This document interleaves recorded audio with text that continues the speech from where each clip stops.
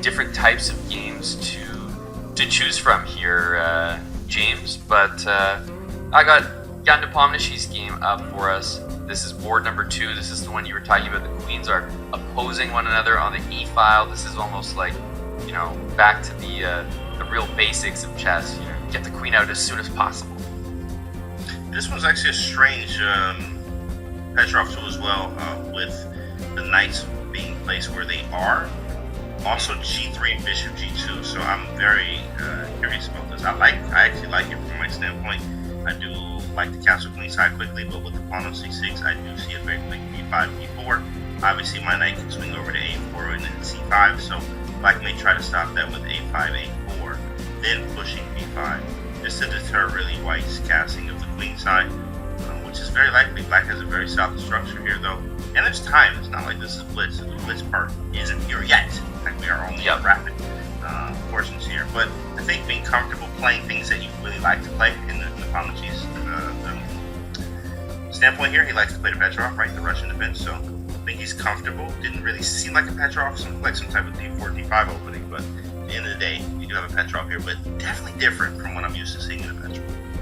Yeah, you have the knight on E3, which is kind of blocking White's bishop, so it feels a bit weird. The bishop has fianchetto to G2 because the queen is in the way, so Black is kind of facing the same decision, which is, do I also play G6 and Bishop G7? Because nobody wants to move the queen again and then move the bishop, so this kind of makes the most sense, and it looks like we'll be kingside castling most likely for both sides, and I guess a slight advantage to White. Maybe we will see knight E2 to F4, and in terms of that dark squared bishop, you'd love to get it developed this way, but I'm looking at the knight on E3, James, and I don't know exactly where it's going to go to make way for that, so perhaps it just develops a bit more modestly to D2 for the moment. There is knight around to E2 here, maybe to play C3. Also, to figure out the bishop, moving to D2. I do like an aggressive sense to it, obviously with F4, F5, but I don't never have to take. It's one thing I realized. So maybe he does go for it anyway, F4, F5, then put a knight on F4 and just kind of see where we go. That's a fun one, but a risky one. It depends how much risk they're trying to take. I see the Petrov, I think, okay, these guys are not trying to do too much too early, and maybe we can...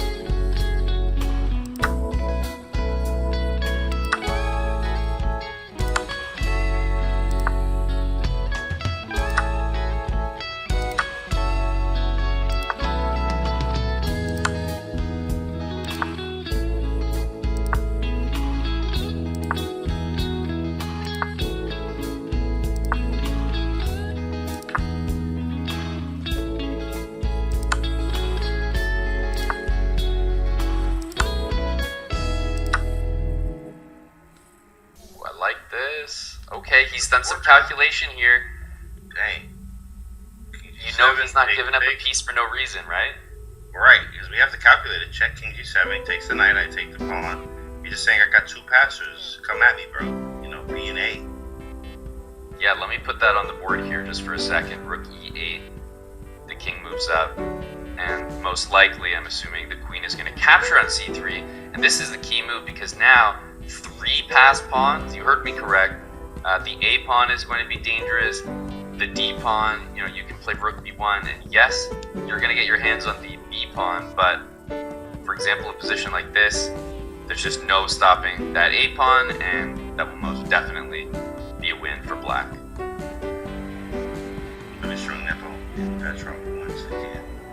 He's playing out the moves here as anyone kind of would. And also resigned to. It's not an idea. He's just lost in his game. But kudos and congrats to Nepomniachtchi for closing out this game. Is there anything else? Anywhere else? He had nothing else decisive anywhere else so far. I think Magnus won a pawn though. Magnus is up a pawn. We can also move over to Bardiya. Yeah, Magnus claimed a pawn, I think in that variation that we were kind of looking at, so small advantage there, but still some work to be done.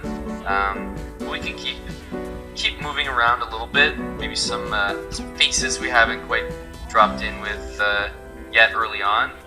Moving down the table here, I was also looking at art.